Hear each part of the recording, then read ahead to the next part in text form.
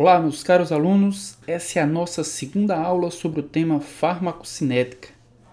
Na aula passada falamos sobre a absorção, não deixem de assistir essa aula. Nessa aula iremos falar sobre como os fármacos são distribuídos. Eu sou o professor Sérgio e começo agora mais uma videoaula com o assunto distribuição de fármacos.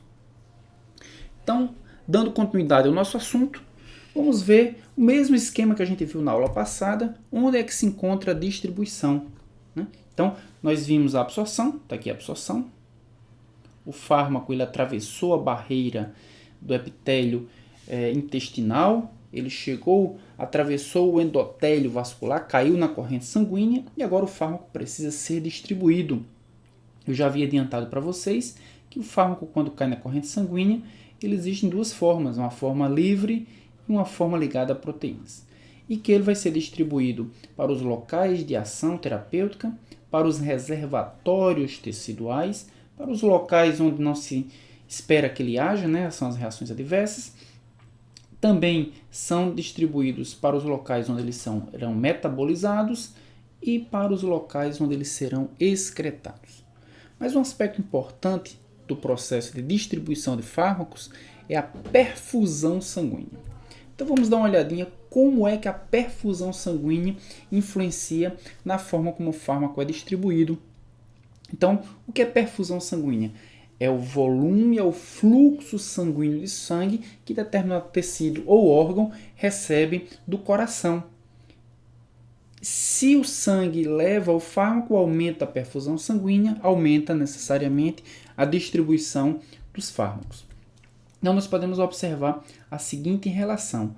O aumento da perfusão está diretamente relacionado com o aumento da distribuição de fármacos. A gente vai ver que outros aspectos também influenciam, como a ligação às proteínas, como a lipossolubilidade, mas por hora a gente precisa saber isso, que órgãos que recebem maior volume sanguíneo por peso corporal, eles têm uma maior taxa de distribuição de fármacos.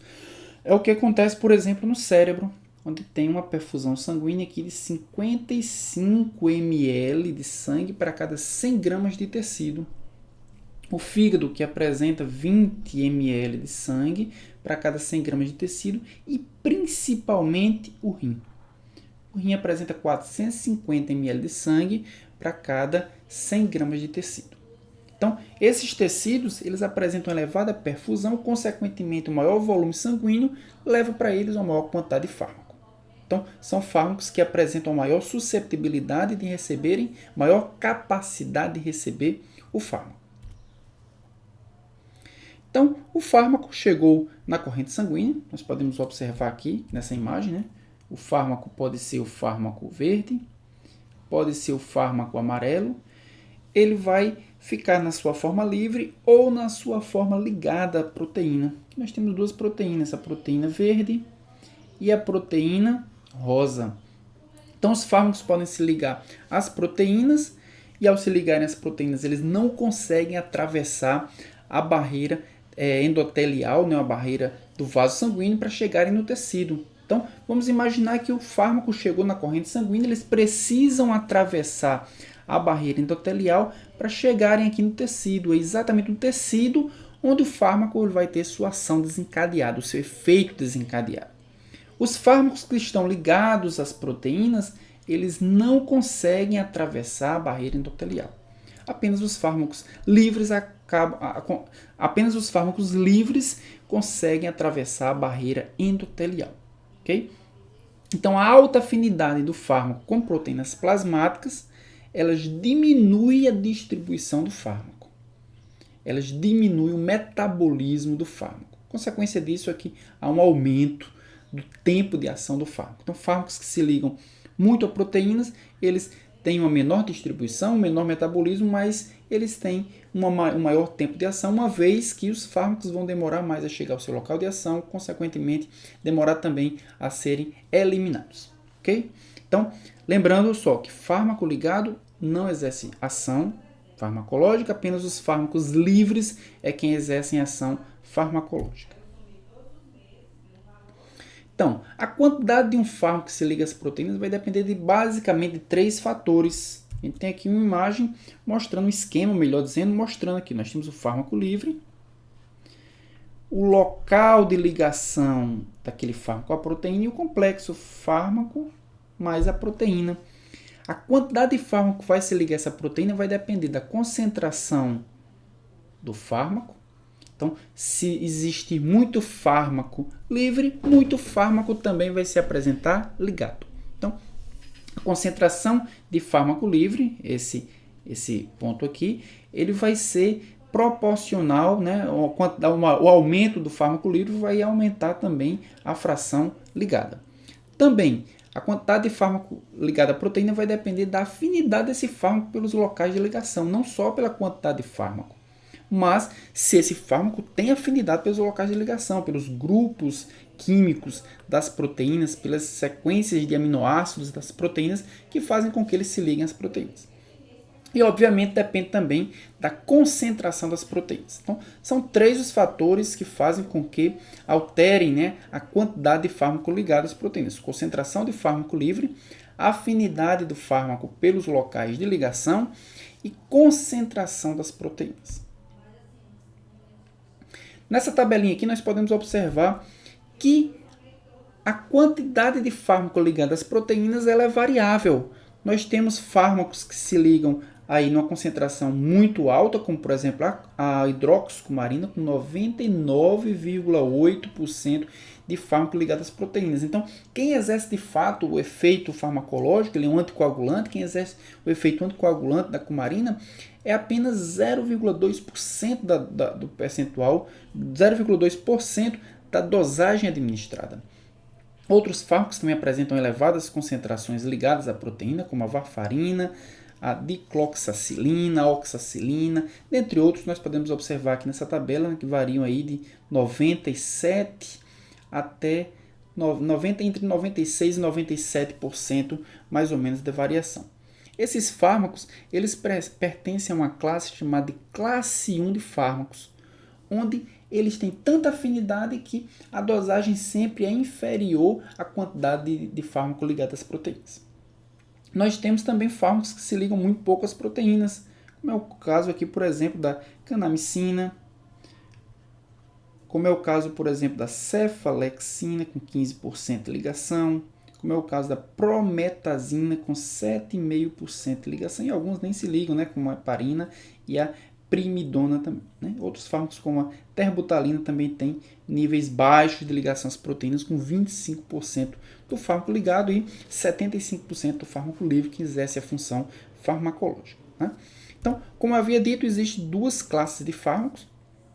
Os fármacos da classe 1, onde a dose é menor que o número de locais de ligação das proteínas. Então, a maior parte do fármaco que está ligado são esses fármacos que apresentam elevados níveis de ligação, 98, 97, 99% do fármaco ligado. Os de classe 2, onde a dose é maior do que o número de locais de ligação, então a maior parte do fármaco realmente está livre.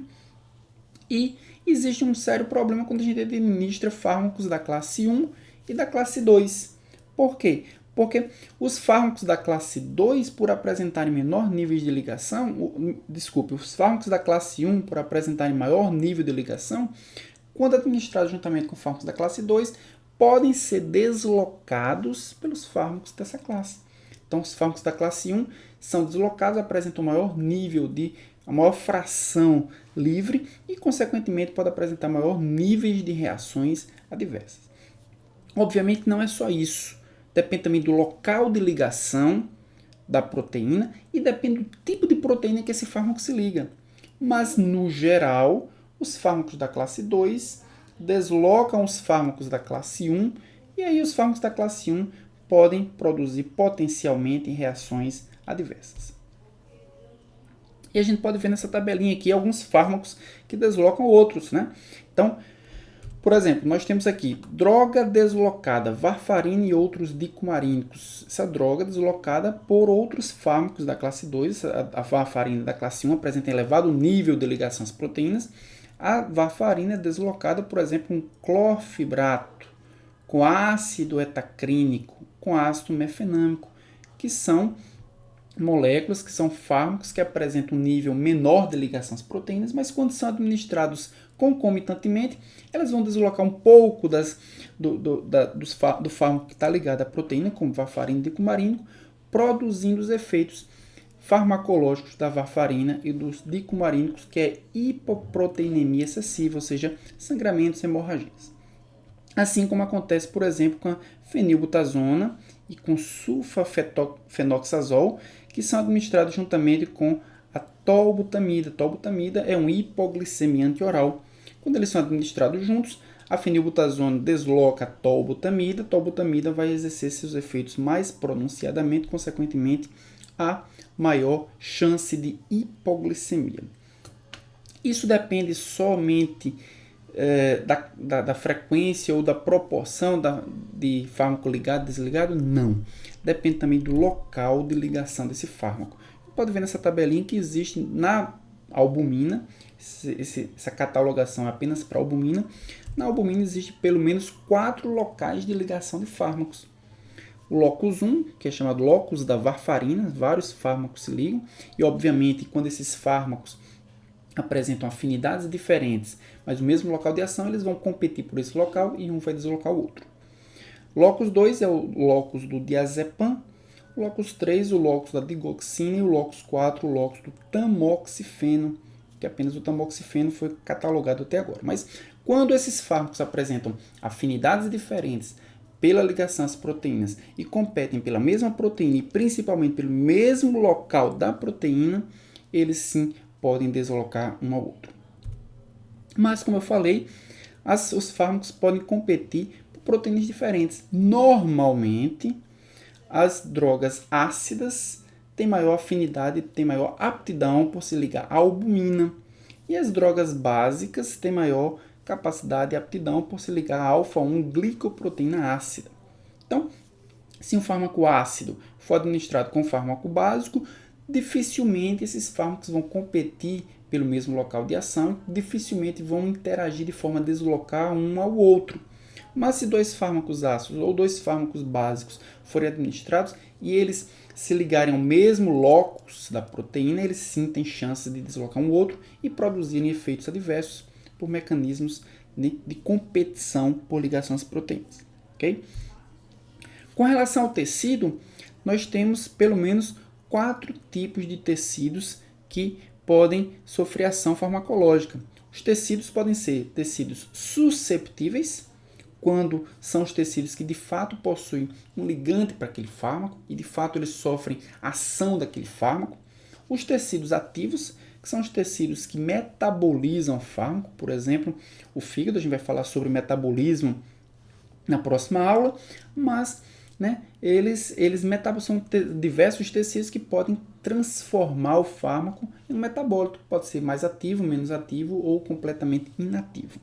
Os fármacos, os tecidos que são indiferentes, eles são reservatórios temporários. Vou falar sobre eles também nessa aula. São tecidos na qual recebem o fármaco, não sofrem ação do fármaco, não metabolizam o fármaco e apenas servem como armazenadores do fármaco. E tem os emunctórios, que são os tecidos que vão excretar o fármaco. O principal exemplo é o rim, o sistema renal, que vai eliminar completamente o fármaco da corrente sanguínea. Bem, mas nós vimos que a perfusão é um fator importante para a distribuição do fármaco. Mas existe também outras características importantes. A gente viu que um dos fatores importantes, além da perfusão, também é a lipossolubilidade da droga. Além, obviamente, da ligação às proteínas. Se o fármaco está muito ligado à proteína, ele tem dificuldade de chegar ao tecido sanguíneo, ao local de ação. Então, são 3 fatores que influenciam na distribuição. Primeiro, ligação às proteínas. Primeiro, é a perfusão sanguínea. Segundo, capacidade de ligação às proteínas. E o terceiro é a lipossolubilidade do fármaco. E a gente chega na lipossolubilidade e a gente tem que falar de volume de distribuição. O volume real é o volume de fato que o tecido recebe de fármaco. Esse é o volume real. Mas existe um outro volume chamado volume aparente, que é a relação entre a concentração daquele fármaco nos tecidos e a concentração daquele fármaco no sangue. E aí nós temos que, se a droga é muito lipossolúvel, ela vai conseguir atravessar muito facilmente as membranas plasmáticas, consequentemente vai se concentrar muito nos tecidos. Ou seja, drogas lipossolúveis, por apresentarem elevadas concentrações teciduais em relação sanguínea, elas apresentam elevado volume aparente de distribuição. Já drogas ligadas ou drogas hidrossolúveis, por elas terem mais dificuldades de atravessar a membrana plasmática, por elas terem maior dificuldade de se desligarem das proteínas, elas apresentam uma diminuição, um baixo volume aparente de distribuição. Então, está muito ligado à ligação às proteínas, mas está muito ligado também à lipossolubilidade. Então, drogas lipossolúveis apresentam maior volume aparente de distribuição, drogas hidrossolúveis apresentam menores volumes aparentes de distribuição. E esse volume aparente vai depender de quê? Existem algumas características dependentes da droga, algumas características dependentes do paciente. Então, dependente da droga, o volume de distribuição pode ser influenciado pela lipossolubilidade, como a gente viu. Se a droga é muito lipossolúvel, ela vai conseguir atravessar a membrana plasmática muito mais facilmente do que uma droga que é hidrossolúvel. Além disso, as drogas lipossolúveis têm maior dificuldade de ligação às proteínas do que as lipossolúveis têm maior dificuldade de ligação às proteínas do que as hidrossolúveis. Se ela é mais lipossolúvel, ela está mais na forma livre, né? Ela vai ser eliminada mais facilmente das proteínas. Além disso, dependendo da droga, nós temos a polaridade e a ionização. A gente viu na aula passada, né, na aula sobre a absorção de fármacos, que muitos fármacos são íons, são ácidos ou são bases fracas que podem se ionizar. Se ela está na sua forma ionizada ou na sua forma polar, ele não consegue atravessar as membranas plasmáticas. Se está na forma molecular, ele atravessa mais facilmente. Então, os níveis de polaridade e de ionização também são importantes para a distribuição, para o volume aparente da droga. E a ligação às proteínas, né? A gente viu também se o fármaco está muito ligado à proteína, ele não consegue, se tem muita afinidade pela proteína, ele não consegue ir para o tecido, porque ele só consegue ir para o tecido se estiver na sua forma livre. E dependente do paciente, nós temos a idade, e a idade está diretamente relacionada com a perfusão sanguínea, o peso e o tamanho, né? A distribuição, o espaço que a percorrer pelo sangue, consequentemente pelo fármaco também é dependência, a hemodinâmica, ou seja, insuficiência cardíaca congestiva, por exemplo, diminui a perfusão sanguínea, diminui a distribuição de fármaco. Então, a velocidade com que esse sangue circula também é algo importante para o volume e aparente de distribuição. Concentração de proteínas plasmáticas, a gente vai falar sobre isso mais adiante, mas pessoas que produzem poucas proteínas, elas têm uma capacidade menor de distribuição de fármacos. Os estados patológicos, a gente falou sobre isso na aula passada um pouquinho também, sobre o edema, sobre a inflamação, isso influencia na permeabilidade do fármaco ao tecido, ao vaso sanguíneo, e obviamente a genética, né, os fatores genéticos também influenciam diretamente ao volume aparente de distribuição. Então nós temos aqui nessa tabela mostrando alguns volumes aparentes de distribuição. Morfina, por exemplo, apresenta um volume de 230 litros para cada 70 quilos. O que significa isso? Significa que a morfina, para atingir a mesma concentração que ela atinge no plasma, ela precisa de um volume de 230 litros distribuídos nos tecidos para que atinjam o equilíbrio entre o plasma e o tecido. Significa que a morfina é um fármaco bastante lipossolúvel. Apresenta um alto volume de distribuição, ou seja, muito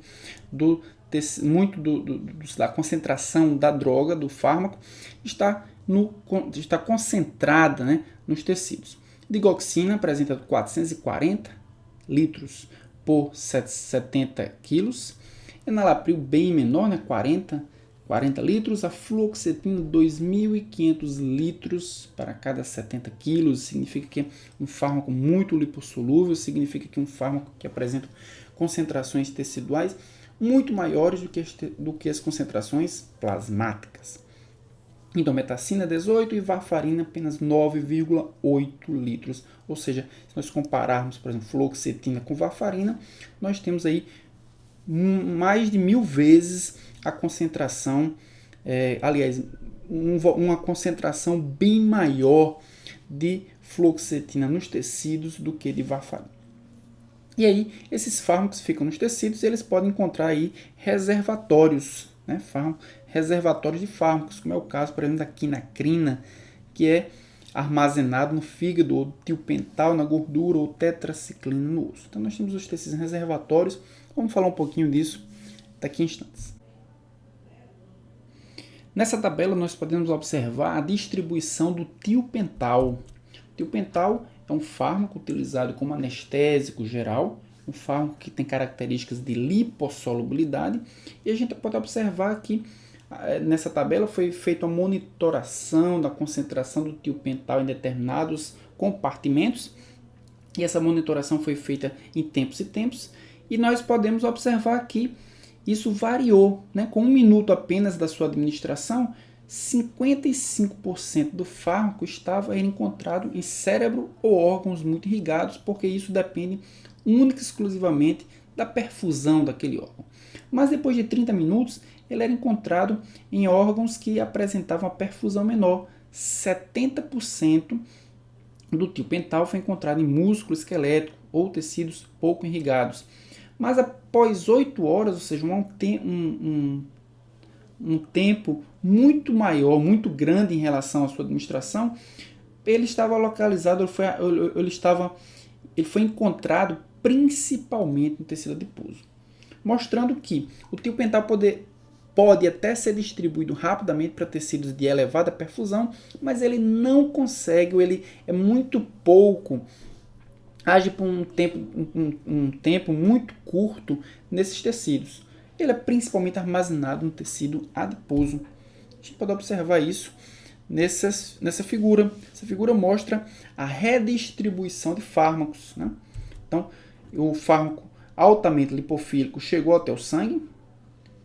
Se ele é lipofílico, ele tem que se ligar às proteínas. Então, se ligou às proteínas, as proteínas levaram ele para os tecidos de maior perfusão, como é o caso do cérebro, né, que apesar de ter 2% do peso corporal, tem uma perfusão muito elevada, então ele chegou primeiro lá, nos primeiros minutos encontrado no cérebro, depois nos tecidos que apresentavam menor irrigação, como é o caso do músculo, mas ele permaneceu por muito mais tempo no tecido adiposo, porque é lá onde ele apresenta uma maior afinidade de absorção. Então, ele foi principalmente distribuído pelo tecido adiposo, encontrado por maior tempo no tecido adiposo.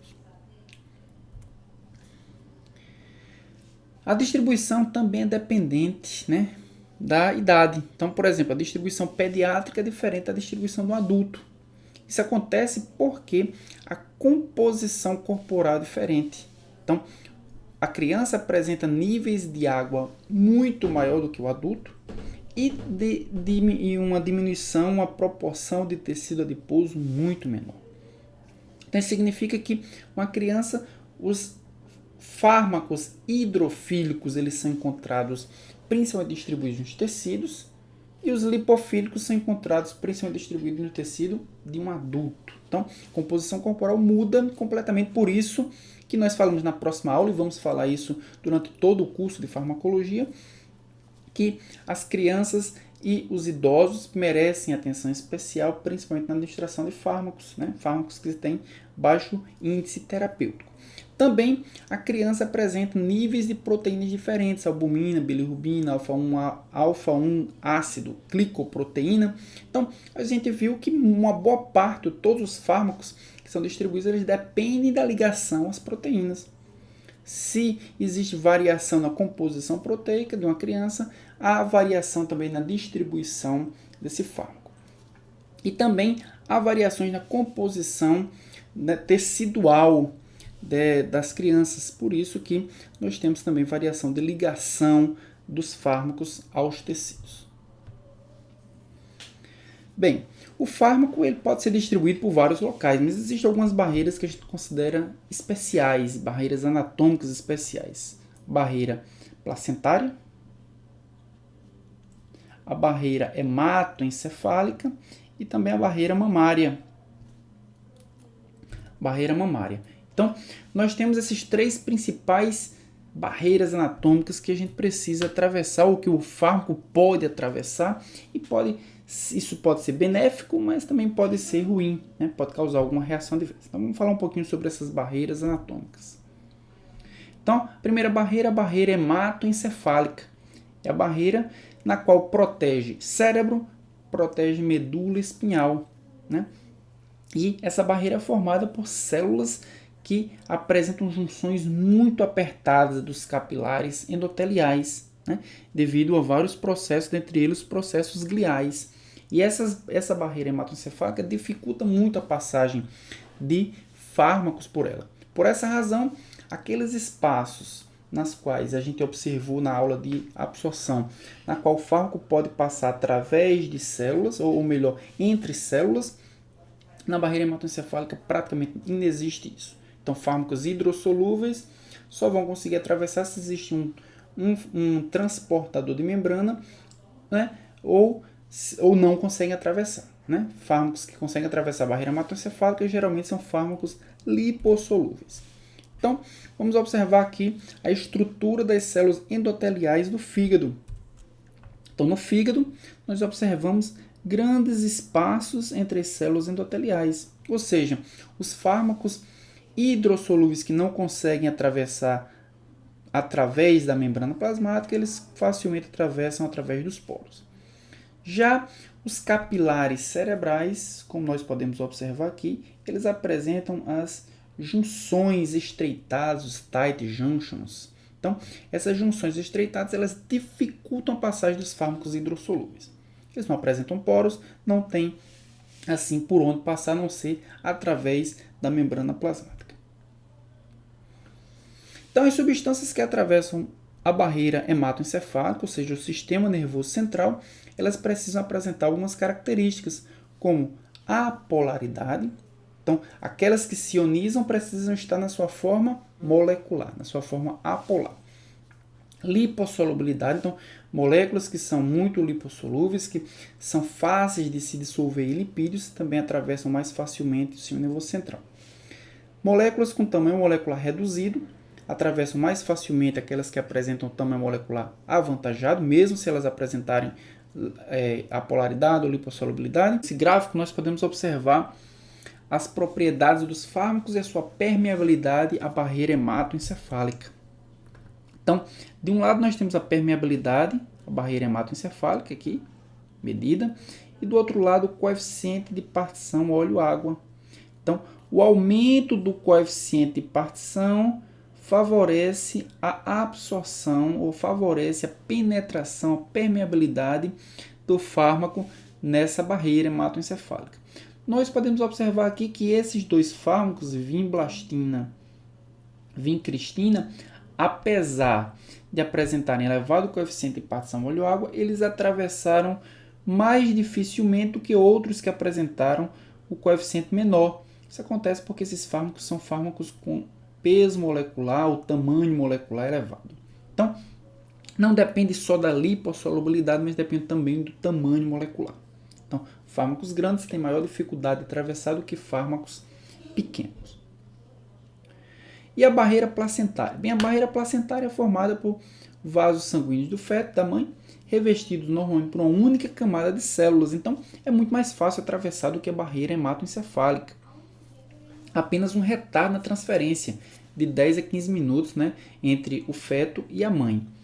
E nós podemos observar também uma característica, é que o plasma fetal é ligeiramente mais ácido do que o materno. O plasma fetal em pH de 7 e o plasma materno tem um pH em torno de 7,4. Então, como os fármacos atravessam a barreira placentária e podem ser convertidos nas formas iônicas dentro do plasma fetal, obviamente dependendo das características da molécula do fármaco, eles podem sofrer um processo de aprisionamento iônico, principalmente os fármacos básicos. Então, os fármacos básicos eles podem atravessar a barreira placentária, porque eles estão na sua forma molecular, mas ao atravessar eles encontram um ambiente ácido e aí vão se tornar mais iônicos, vão se ionizar mais facilmente. Ao se ionizar mais facilmente, eles vão ficar retidos dentro do organismo do embrião, dentro do organismo do feto. Isso incorre maior risco, né, de reações para o feto. Alterações farmacocinéticas na falência hepática. Então, o fígado é extremamente importante para a farmacocinética, né, para a distribuição de fármacos. Né? Então, durante a falência hepática, nós temos diminuição da produção de albumina. Consequentemente, nós temos menos proteína para a quantidade, para a mesma dosagem de fármaco. A gente viu que um dos fatores que influencia na distribuição de fármacos é a concentração de proteína, de albumina. Se a albumina reduz porque é uma falência hepática, nós temos um aumento da fração livre do fármaco, ou seja, maior concentração de fármaco no tecido, consequentemente maior chance de reações adversas. Também, diminuição da albumina plasmática pode diminuir a pressão osmótica. Isso aumenta o fluido tecidual e com o fluido tecidual vai fármacos hidrossolúveis, ou seja, aumenta o volume de distribuição de fármacos hidrossolúveis, como gentamicina e metotrexato, por exemplo. Então, falência hepática pode causar diminuição de albumina, ou seja, aumenta a fração livre do fármaco e também pode causar aumento do volume de distribuição, porque diminui a pressão osmótica e aumenta o fluido tecidual. Armazenamento de drogas. Então, muitos dos fármacos administrados, a gente viu que eles podem ser distribuídos para determinados tecidos. A gente viu que alguns fármacos conseguem se ligar facilmente ao tecido hepático, outros ao tecido adiposo, pode se ligar ao tecido ósseo também. Então, esse armazenamento de drogas ocorre porque é uma associação das drogas com elementos teciduais, né? Então, os mais comumente observados é o tecido ósseo e o tecido adiposo, né?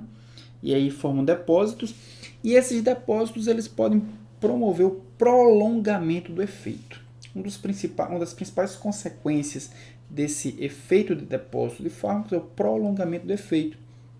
Né? Alguns fármacos, algumas moléculas têm maior afinidade, por exemplo, como o caso do flúor, do chumbo e da tetraciclina, tem maior armazenamento no tecido ósseo durante a fase de mineralização, enquanto que os anestésicos gerais e os inseticidas maior afinidade pelo tecido adiposo. Isso vai depender das características físico-químicas da molécula, né, e afinidade pelo tecido. Mas quais são as consequências da formação de depósito? Então, a formação de depósito tem 3 principais consequências. Primeiro, manutenção das concentrações plasmáticas. Por quê? Porque se o fármaco foi distribuído para os tecidos e boa parte dele foi armazenado, naquele armazenamento ele não tem metabolismo nenhum, não sofre metabolismo nenhum, ao ser eliminado, uma parte desse fármaco volta para a corrente sanguínea, desse fármaco armazenado volta para a corrente sanguínea e vai ter sua ação farmacológica. Então, vai manter por mais tempo as concentrações plasmáticas. Também, eles podem reduzir as concentrações plasmáticas iniciais. Um fármaco que deveria ter uma determinada concentração, se não fosse redistribuído, se não fosse armazenado em um tecido e depois redistribuído, esse fármaco ele apresentaria concentrações maiores. Como ele vai ser armazenado, ele vai apresentar uma redução nas concentrações plasmáticas iniciais. E como a gente já havia falado, também vai prolongar o tempo de ação do fármaco. Então, fármacos que são armazenados, eles têm um tempo de ação maior do que aqueles fármacos que não apresentam armazenamento, ok? Então, pessoal, chegamos ao fim da aula sobre distribuição de fármacos. Estamos vendo, por enquanto, a farmacocinética, né? Então, a gente já viu absorção, viu distribuição.